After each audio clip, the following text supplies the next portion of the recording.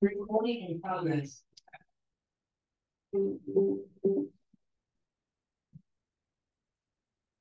네. 화면도 다 잘 보이시죠? 네, 네, 감사합니다. 네, 우리 계속 그 다니엘서 살펴보고 있죠. 그래서 지난 시간에 우리가 1장을 살펴봤는데, 그다음에 이어지는 내용이 이제 2장이거든요.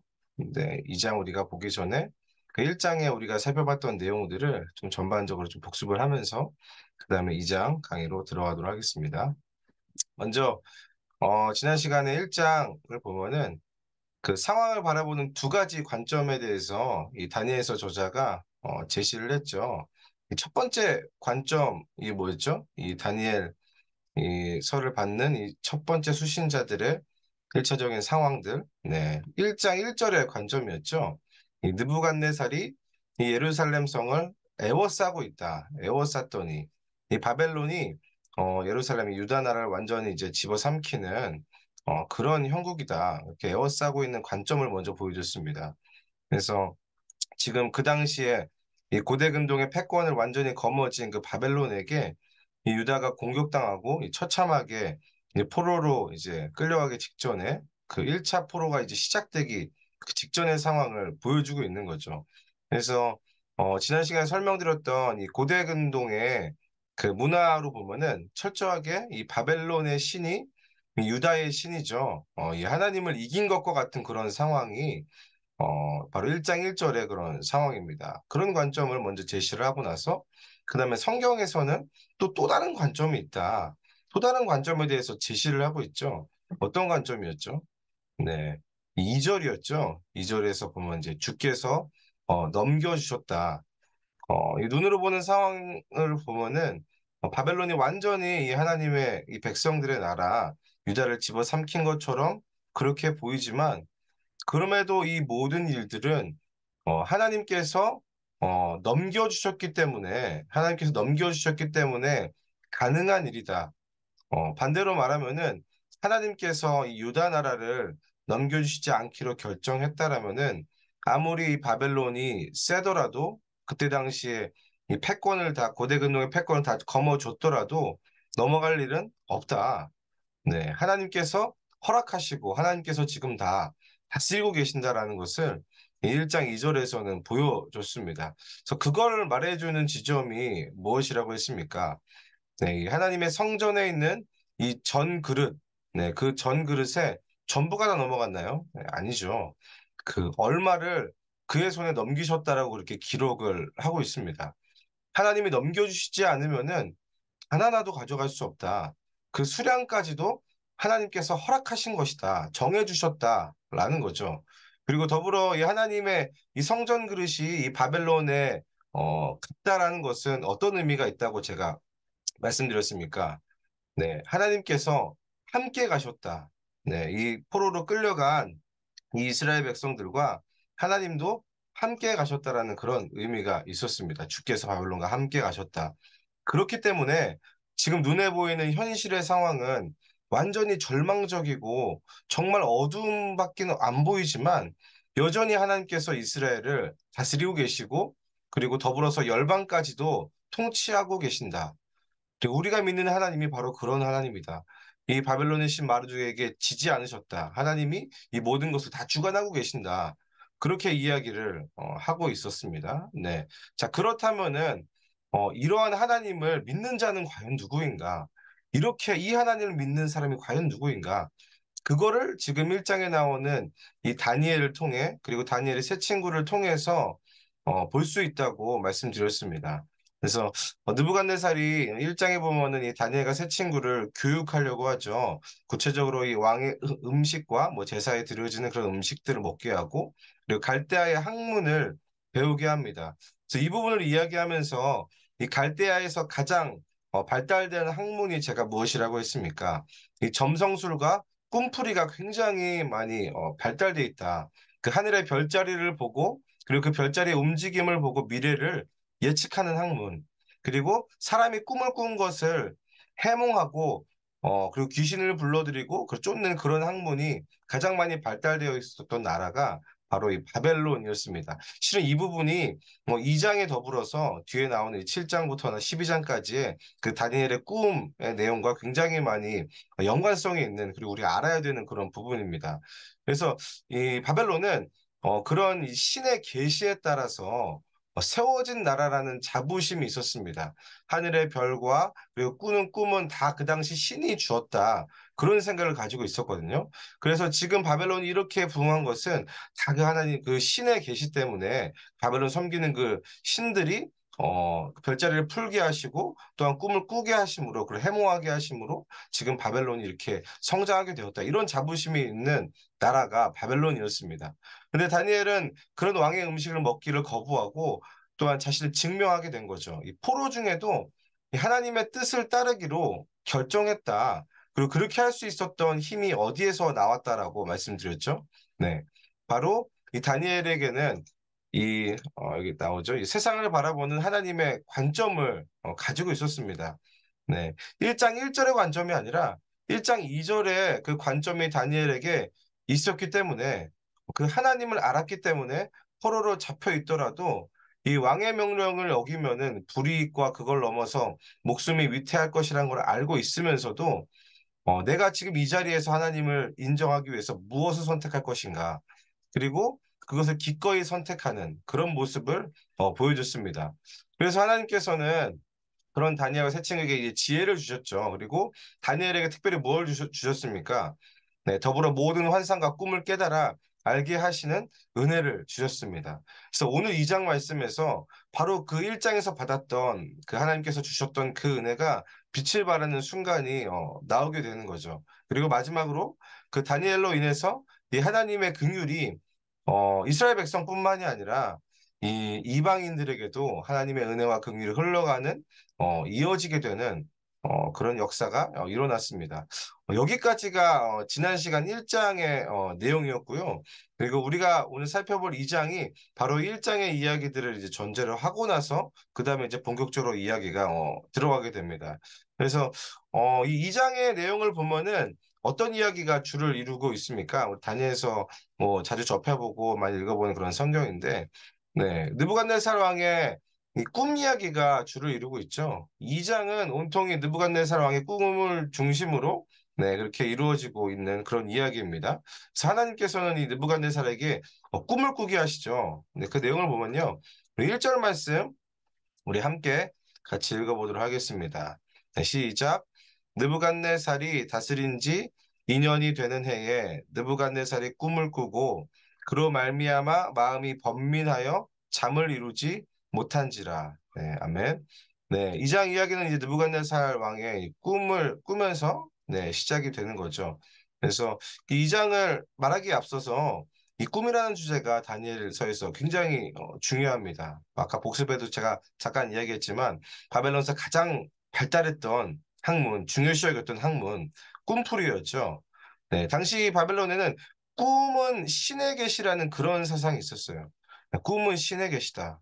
그래서 꿈풀이에 대한 학문도 발전하게 되었다. 자, 그런 나라에서 왕이 꾼 꿈은 어떻게 생각을 했을까? 네, 왕이 꾼 꿈. 이 느부갓네살 왕의 꿈은 네, 신탁이다. 네. 이 느부갓네살 개인뿐만이 아니라 이 바벨론 나라 전체를 향한 이 신의 신탁이라고 그렇게 여겨졌다라는 거예요. 그리고 느부갓네살의 꿈을 통해서 하나님의 관점에서 하나님의 묵시가 열리게 됩니다. 그래서 여러분들이 하나님께서 이 꿈으로 역사하신 대표적인 사례 혹시 기억나는 게 있으십니까?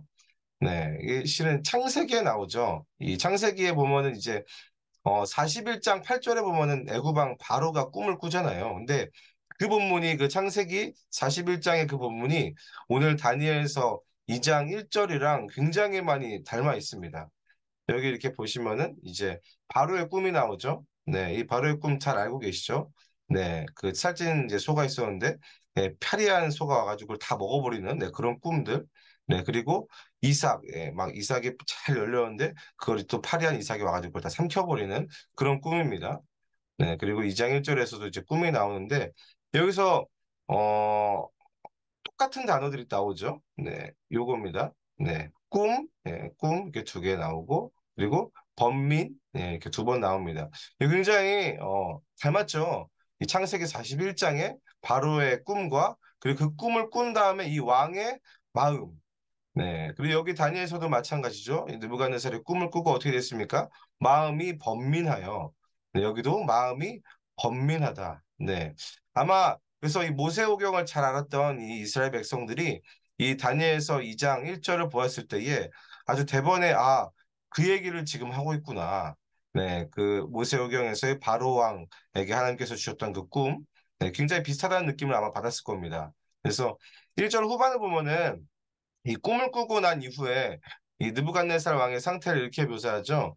네, 꿈을 꾸고 그로 말미암아 마음이 번민하여 잠을 이루지 못한지라. 여기서 이 번민하다라는 게 이게 히브리어로 바티파임이라는 그런 단어인데요. 이게 규칙적으로 두드리다라는 그런 뜻을 가지고 있습니다. 그냥 꿈 한번 꾸고 이상한 꿈 꿨네. 좀 찌뿌둥한데 이런 정도가 아니라 계속해서 그 꿈에 대한 잔상과 그 좋지 않은 그 마음, 그 감정이 계속 규칙적으로 이 느부갓네살 왕의 마음을 계속 두드리고 마음을 계속해서 흔드는 무언가가 있었다라는 그런 뜻이에요. 이를 통해 보여주는 것이 무엇일까요? 네. 이를 통해 보여주는 것은 이 고대 근동의 패권을 쥐고 있는 그 당시에서 가장 강력한 왕이라는 그런 존재가 지금 발 뻗고 잠을 자지 못하는 이유가 고작 꿈 하나 때문이다. 네, 무슨 말입니까? 이 바벨론 왕도 결국에 한낱 연약한 인간일 뿐이라는 것을 지금 이 말씀이 보여주고 있는 겁니다. 이 꿈 하나로 계속 마음이 번민하고 불편해서 잠을 이루지 못하는 그런 상태가 되었다. 우리 이어서 우리 5절 말씀 우리 같이 읽도록 하겠습니다. 시작. 왕이 갈대아인들에게 대답하여 이르되 내가 명령을 내렸나니 너희가 만일 꿈과 그 해석을 내게 알게 하지 아니하면 너희 몸을 쪼갤 것이며 너희의 집을 거름더미로 만들 것이요. 네, 이 5절 말씀 보면은 이제 느부갓네살 왕이 그 꿈을 꾼 다음에 마음이 번민한 다음에 어떻게 했습니까? 네.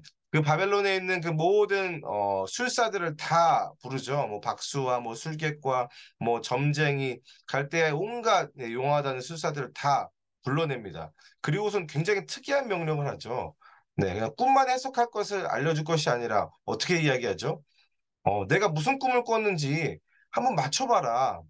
그 꿈의 내용까지 말하라고 그렇게 이야기하죠. 근데 이게 말이 되는 명령인가요? 네. 혹시 그 지난밤 여러분들 제가 어젯밤에 무슨 꿈 꿨는지 혹시 네, 알고 계십니까? 네. 그 아무도 모르죠. 예, 저만 알고 있습니다. 오직 꿈을 꾼 당사자만 그 꿈의 내용을 알고 있는 거죠. 네, 누구도 제가 무슨 꿈을 꿨는지 네, 알 수 없습니다. 네, 이 서론에서 언급한 이 애구방도 실은 생각해 보면요, 네, 그 꿈을 자기가 꾼 꿈을 꾸고 마음이 번민한 다음에 어떻게 했냐면은 애굽의 술사들을 부른 다음에 그 꿈을 이야기해 줬어요. 이야기해주고, 이 꿈에 대해서 좀 해석을 좀 해봐라. 뭐 이렇게 이야기를 했죠. 근데 느부갓네살은 어떻게 합니까? 네, 해석뿐만이 아니라 지금 내가 무슨 꿈을 꿨는지 맞춰라. 맞추지 않으면 어떻게 되죠? 너희 몸을 쪼개고 집을 거름더미로 만들어 버리겠다. 이 독한 왕입니다. 네, 한마디로 지금 느부갓네살왕은 굉장히 불가능한 일들을 지금 명령을 하고 있다. 네, 자 그에 대해서 갈대아 술사들이 실은 이 간청을 하죠.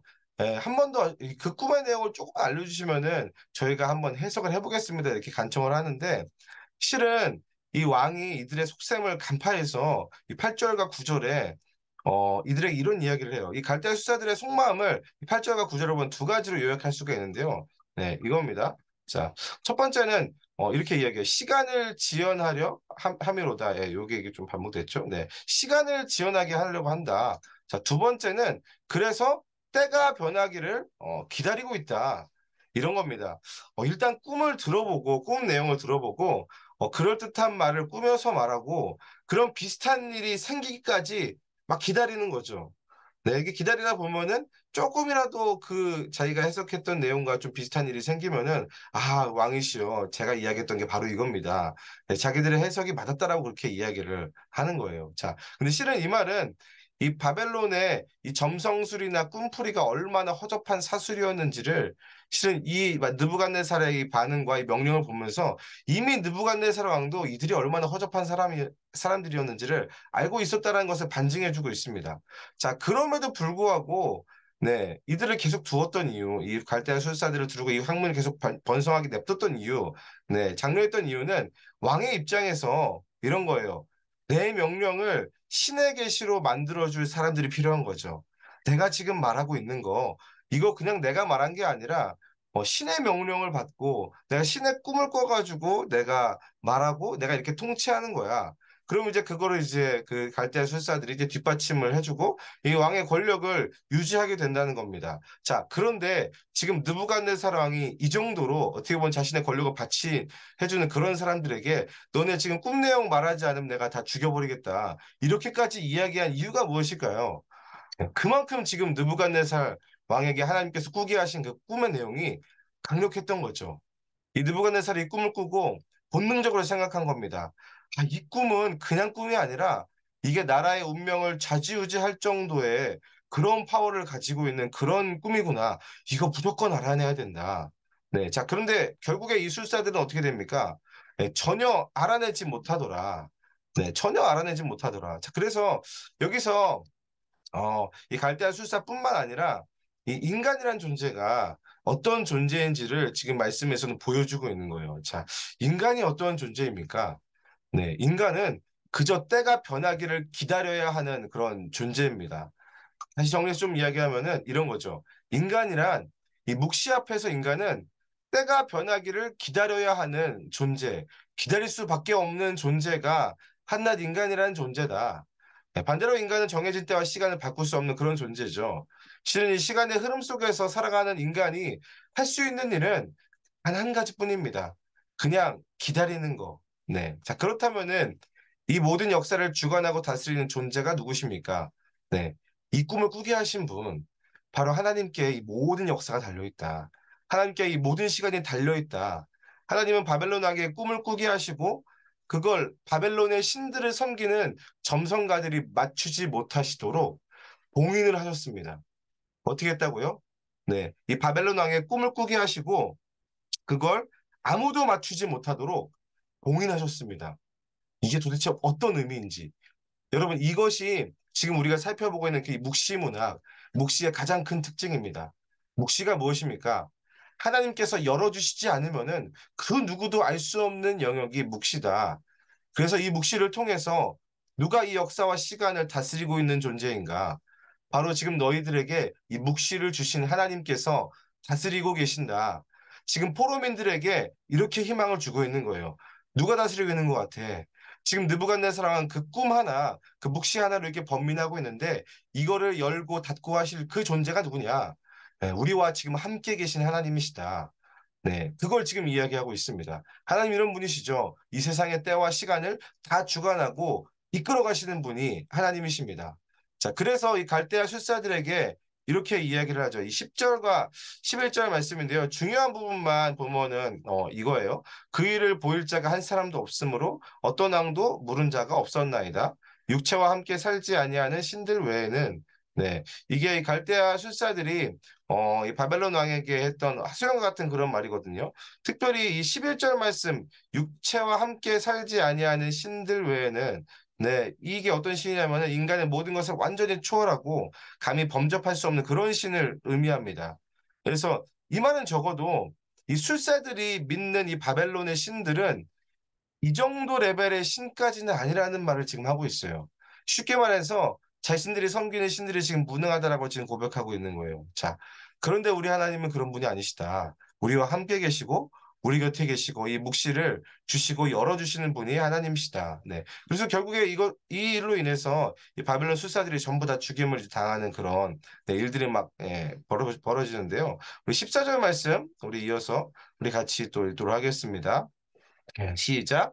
그때 왕의 근위대장 아리옥이 바벨론 지혜자들을 죽이러 나가매 다니엘이 명철하고 슬기로운 말로 네. 자, 이제 다니엘이 이제 등장을 하죠. 네. 이 막 그 바벨론에 있는 지혜자를 다 죽이러 나간다. 근데 이 중에서 바벨론 술사들뿐만 아니라 이 다니엘과 세 친구도 이 지혜자 중에서 포함이 되어 있습니다. 네. 자, 그래서 실은 다니엘도 이 죽을 위기에 처해져 있는 거죠. 자, 그런데 여기서 이렇게 이야기하죠. 왕의 근위대장 아리옥이 바벨론 지혜자를 죽이러 나가매 다니엘이 명철하고 슬기로운 말로, 네, 명철하고 슬기로운 말로 아리옥에게 말을 걸었다라는 거죠. 자, 그렇다면 이 명철하고 슬기로운 말은 누가 주었을까요? 네. 우리가 1장에서 살펴봤죠. 1장은 정확히는 1장 17절에 하나님께서 이걸 주셨습니다. 이 지혜를 주셨죠. 그리고 더 구체적으로는 느부갓네살이 꿈을 꾸기 전에 주셨습니다. 네, 이 일이 일어나기 전에 하나님께서는 이 모든 것이 다 일어난 것을 다 예상하시고 다 계획하시고 하나님께서는 다니엘을 준비시키셨다.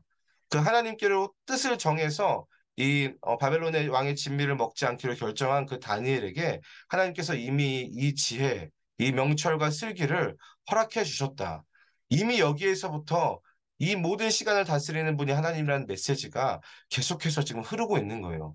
그래서 이 다니엘의 말을 듣고서는 네, 아리옥이 어떻게 합니까? 다니엘 딱 만났을 때에 다니엘도 지혜자니까 곧장 너도 이제 죽어라 이렇게 하나요? 네, 아니에요. 네, 이 아리옥이 다니엘의 말을 듣습니다. 네. 아마 이 근위대장도 이 다니엘이 어떤 사람인지를 알고 있는 거죠. 아마 환관장의 영향이 아니었을까. 그게 좀 예상을 해보는데요. 정확히는 이 근위대장이 다니엘이 믿는 하나님이 어떤 분이신지를 안 거예요. 그래서 이 근위대장이 다니엘을 곧바로 죽이지 않는 거죠. 어떻게 보면 이거 바벨론 왕의 명령을 어긴 거죠. 누가 가서 아리옥이 다니엘을 만났는데 죽이지 않았다라고 보고하면 어떻게 됐을까요? 네, 아마 이 근위대장의 목숨도 굉장히 위태로웠을 것이다. 자, 근데 이 근위대장도 목숨을 걸고 그 일을 하게 되는 거예요. 네, 근위대장이 일어난 모든 일들을 다 다니엘에게 알려주기로 선택을 합니다. 네, 그리고 나서 이 다니엘이 곧장 왕에게 가서 구하고 시간을 받게 되는 거죠. 네, 이 꿈과 그리고 꿈에 대한 해석을 알아낼 시간을 주십시오라고 구해서 그 시간을 받게 됩니다. 자, 그리고 나서 다니엘이 가장 먼저 한 일이 있어요. 이렇게 바벨론 왕에게 가서 시간을 좀 주십시오라고 해서 시간을 받고 나서 가장 먼저 했던 일. 네, 그게 17절과 18절에 나오는데 어떤 일을 하냐면요. 이 새 친구들을 만납니다. 새 친구들을 만나서 이 새 친구들에게 기도 부탁을 하고 함께 기도를 합니다. 그리고 나서 뭘 했을까요? 그리고 나서 함께 기도한 다음에 그 다음에 다니엘은 뭔가 좀 구체적으로 조치를 좀 취해야 될 거 아니에요? 네. 근데 말씀해 보면요. 이렇게 기도하고 나서 아무것도 하지 않았습니다. 이 하늘에 계신 하나님께서 우리를 불쌍히 여겨서 이 모든 은밀한 일들을 보여주시고 죽음을 면하게 해달라고 기도하는 거, 네, 단지 그것만 했습니다. 자, 그런데 여러분들, 이것이 바로 하나님으로부터 지혜를 받은 다니엘의 결정이었다라는 거예요. 지금 이 상황을 다니엘이 봤을 때에 가장 지혜로운 일이 무엇인가? 같이 모여서 기도하는 것. 그 이외에 다른 것은 필요 없다라는 거죠. 여러분들, 실은 이 다니엘이 굉장히 지혜로워 보이십니까? 네, 어떻게 보면은 미련해 보이는 거죠. 아니, 미련한 거예요, 실은. 네, 진짜 하나님께 지혜를 받은 게 맞는 건가? 네, 그렇게 생각이 되는 거죠. 자, 그런데 이어지는 19절에 이렇게 이야기가 됩니다. 우리 19절도 우리 같이 읽도록 하겠습니다. 시작. 이에 이 은밀한 것이 밤의 환상으로 다니엘에게 나타나 보임에 다니엘이 하늘에 계신 하나님을 찬송하리라. 네. 자, 19절에 보면은 이렇게 시작하죠. 이에라고 시작합니다. 네. 이해. 자, 이해가 이게 히브리어로 에다인. 네, 지금 요드랑 이렇게 눈이 잘못 나왔는데요. 깨졌는데. 네. 에다인이라는 단어인데 그때 네, 라는 그런 네, 뜻이에요. 시간을 지금 명기하고 있습니다. 자, 그때에 언제입니까? 네, 바로 이 다니엘이 새 친구와 함께 이 사안에 대해서 하나님께 기도하기로 결정하고 하나님 앞에 기도했을 그때예요. 바로 그때에 기도했을 그때에 이 은밀한 것이 밤의 환상으로 다니엘에게 나타나 보였다. 바로 기도했던 그때에 그 기도를 들으시고 하나님께서 이 느부갓네살의 꿈과 해석을 다니엘에게 열어주셨다. 보여주셨다. 자, 이 상황을 좀 정리를 해보면요. 지금 다니엘에게 닥친 위기가 뭘로 해소가 됐습니까? 네, 기도죠. 기도 외에 다른 요소가 있나요? 없습니다. 네, 오직 하나님 앞에 기도함으로 이 위기가 해소되더라. 자, 그렇다면 다니엘은 어떻게 이런 결정을 하게 될 수 있었을까요? 네, 하나님께서 주신 지혜가 있었기 때문입니다. 지금 이 상황에서는 기도하는 것이 가장 지혜로운 일이다. 자, 그렇다면은 기도하는 것이 가장 지혜로운 일일까? 모든 일을 하는 데 있어서 실은 그렇진 않죠. 네, 상황마다 다 다르다 이런 거예요. 자, 그런데 여기서 말하는 지혜가 있다라는 거예요. 네, 이 상황에서 기도할 수 있었던 거는 바로 하나님께서 이 모든 때와 시간을 주관하시는 분임을 알았기 때문이에요. 그게 바로 지혜라는 거예요.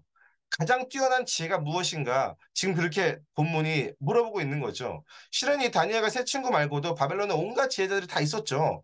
네, 그런데 그들에게 없었던 지혜가 있었더라. 무엇입니까? 바로 이 하나님이 어떠한 분이신지를 아는 지혜가 없었습니다. 하나님이 과연 어떠한 분이시냐? 근데 다니엘은 바로 이 하나님을 아는 지혜가 있었다. 그래서 다니엘이 보았을 때에 지금 이 상황에서 할 수 있는 가장 지혜로운 일은 지금 이 모든 것을 다스리시는 그 하나님 앞에 엎드리는 것 외에는 없다고 네, 결론이 난 것입니다. 하나님께서는 그래서 이 일을 통해서 하나님을 아는 것, 그 하나님 앞에 엎드리는 것이 이 세상 모든 지혜보다 가장 뛰어난 지혜라는 것을 지금 가르치고 계시는 거예요. 누구에게요? 네, 포로로 잡혀온 이스라엘 백성과 그리고 또한 이 바벨론, 이방인 사람들에게 바로 이 점을 지금 보여주고 있다. 그래서 이 상황 자체가 다 묵시가 지금 열려지는 그런 과정 가운데 있는 것입니다. 그래서 이어서 우리 21절 말씀도 우리 같이 읽겠습니다. 시작. 그는 때와 계절을 바꾸시며 왕들을 패하시고 왕들을 세우시며 지혜자에게 지혜를 주시고 총명한 자에게 지식을 주시는도다. 네, 이 21절은 이 다니엘이 이제 하나님에 대해서 찬송을 합니다. 찬송을 하는데 구체적으로 하나님이 어떠한 분이신지, 하나님이 어떠한 일을 행하시는 분이신지에 대해서 지금 찬송을 하고 있거든요. 네. 이 21절 이 구절은 특별히 다니엘이 삶에서 구체적으로 경험한 하나님에 대한 그런 고백입니다. 그리고 이 다니엘서 전체를 꿰뚫는 메시지가 바로 이 21절 말씀이 있습니다. 이 다니엘서에 게시된 묵시의 내용들이 모두 실은 이 21절로부터 비롯되어 있다. 네. 때와 계절을 바꾸시며 왕들을 폐하시고 왕들을 세우신다. 이 다니엘서 12장까지 계속 이런 일들이 일어나게 되고 실제로 역사의 그 모든 흐름들도 바로 이 21절 말씀이 이루어지는 묵시의 성취로 이루어지고 있습니다. 이 말씀대로 지금 되고 있는 거예요. 지금도 이 말씀대로 되고 있습니다. 자, 또한 이 고백이 놀라운 이유가 무엇인 줄 아십니까? 지금 여러분들 이 이스라엘 백성들이 어떤 때를 지나고 있다고 제가 계속 이야기하고 있죠. 네, 이 나라가 완전히 망한 상황, 완전한 절망적인 상황, 왕도 막 포로로 끌려가서 아무것도 앞이 보이지 않는 그런 상황을 지금 지나고 있습니다. 이 계절로 따지면은 굉장히 추운 겨울이다. 그런 추운 겨울과 같은 마치 하나님이 없는 그런 시간을 지금 보내고 있습니다. 자, 그런데 그때 다니엘이 이렇게 이야기하는 거예요. 하나님께서는 때를 바꾸시는 분이시다. 계절을 바꾸시는 분이 하나님이시다. 지금 하나님이 없는 같이 그런 겨울과 같은 시기처럼 느껴지는 이때에도 하나님은 여전히 그때를 주관하고 계시고 계절을 주관하고 계시고 왕들을 패하고 세우시는 역사를 하심으로 지금 이 땅을 다스리고 계신다.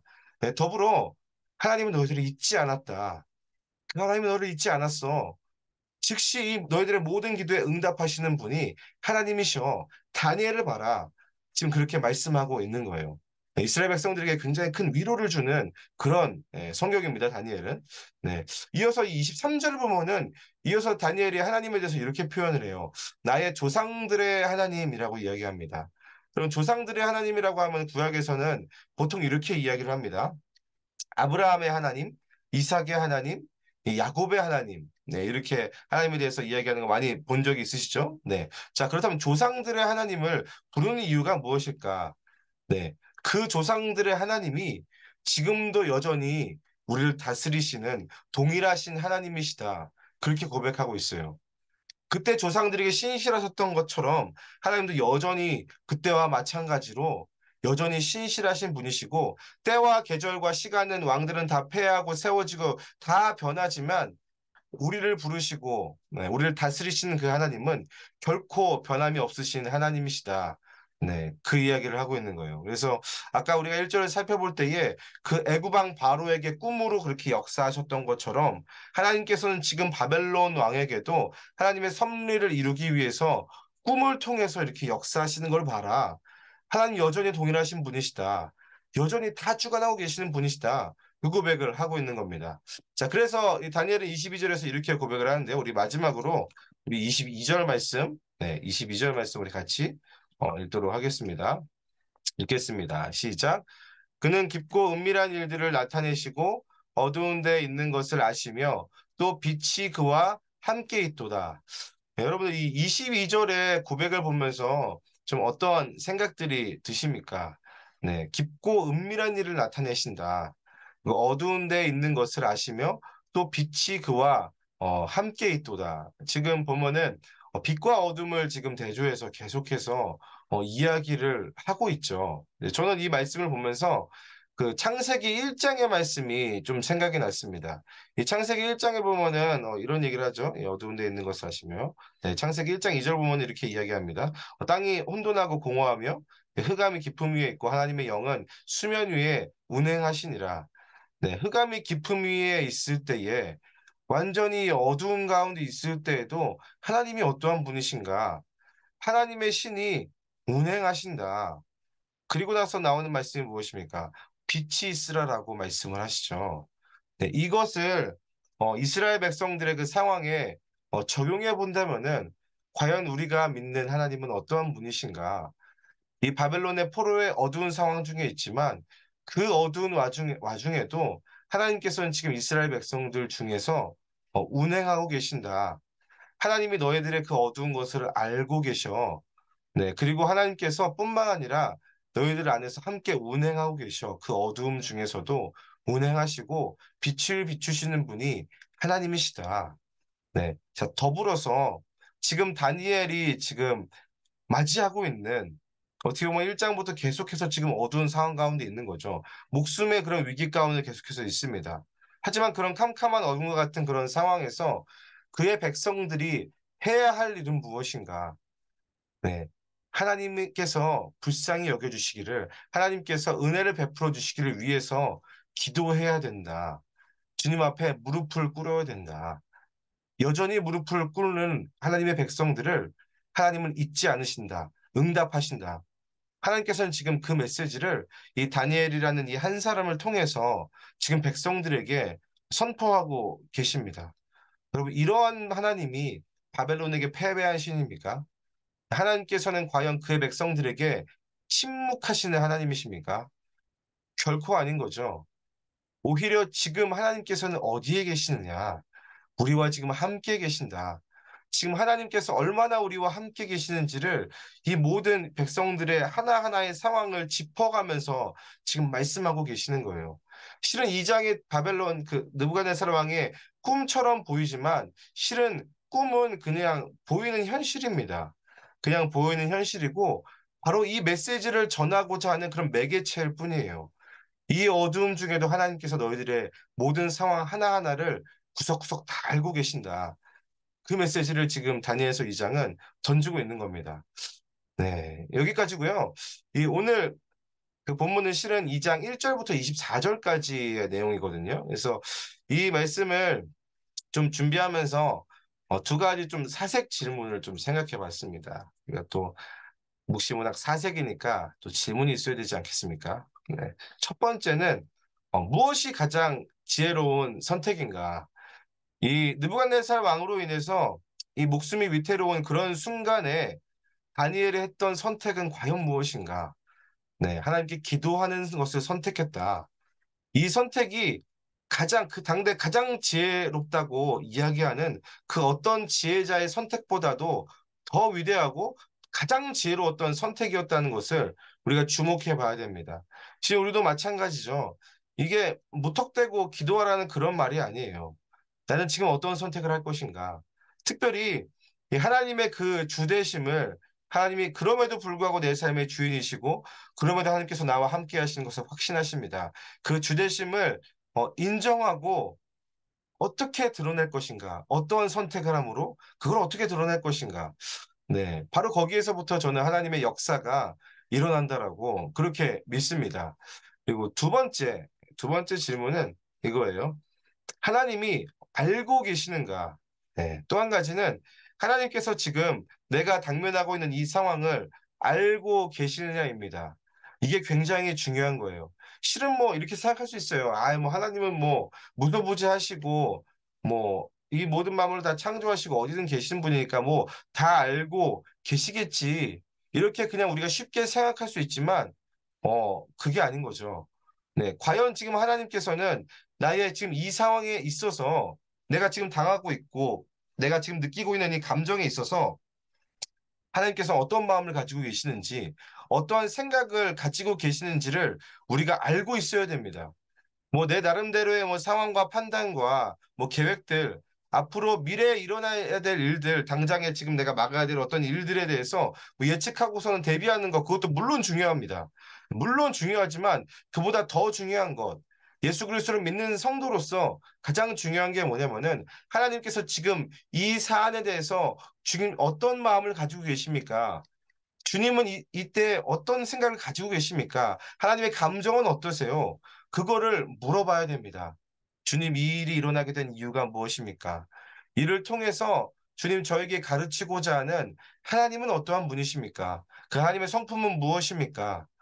이 물음들이 지금 우리의 길을 하나님께로 인도해 준다. 하나님이 지금 나를 알고 계시는가? 하나님이 지금 내가 당하고 있는 이 상황들, 내가 느끼고 있는 이 감정들을 알고 계시는가? 주께서 이렇게 구할 때에 말씀하실 겁니다. 내가 알고 있다. 네, 하나님께서 알고 계신다라고 여러분들에게 그리고 우리들에게 지금 말씀하고 계십니다. 그래서 좀 이 하나님을 더욱더 신뢰하는 그런 시간이 됐으면 좋겠어요. 이 다니엘서 를 계속해서 우리 살펴보면서 하나님께서 이렇게까지 알고 계시는구나. 하나님께서 이렇게까지 나를 알고 계시고 이렇게까지 지금 내 주변의 이 상황들과 지금 내가 겪고 있는 거, 더 나아가서 우리 가족이 겪고 있는 거, 우리 공동체가 지금 지나고 있는 이 시간에 대해서 이렇게 구체적으로까지 다 알고 계시는구나. 좀 이거를 경험하는 시간이 됐으면 좋겠습니다. 이 다니엘서를 사색하는 이 시간 동안에요. 네, 우리 여기까지고요. 제가 기도하고 마치도록 하겠습니다. 기도하겠습니다. 하나님 아버지 이 다니엘서 2장을 통해서 특별히 느부갓네살의 꿈을 통해서 하나님 아버지의 그 마음을 우리 가운데 보여주셔서 감사합니다. 하나님 아무것도 보이지 않는 이런 현실과 또한 이 모든 어두움 가운데 하나님께서 우리의 빛이 되십니다. 그리고 또한 우리의 모든 것을 알고 있다라고 말씀해 주셔서 감사합니다. 하나님 아버지 주님께서 우리를 어떻게 생각하고 계시는지 주님 더 알려주십시오. 그 하나님의 생각과 마음이 무엇인지 더 구체적으로 우리 가운데 들려주시고 그 하나님의 마음을 우리가 알고 또한 주의 마음을 헤아려서 하나님께서 있으라 명하신 곳에 있게 하여 주시고 하라고 명하신 것들을 우리가 순종함으로 주의 말씀을 순종함으로 어, 이룰 수 있도록 아버지 인도하여 주시옵소서. 하나님 앞에 오늘을 맡깁니다. 내일을 맡깁니다. 우리의 모든 염려와 주님 우리가 느끼고 있는 그 모든 환란들, 고난들, 모든 고민들을 주님 앞에 맡깁니다. 하나님 다스려 주십시오. 하나님 아버지 또한 주님의 마음을 우리 가운데 계속해서 부어주시고 인도하여 주옵소서. 주님 감사드립니다. 예수님의 이름으로 기도합니다. 아멘.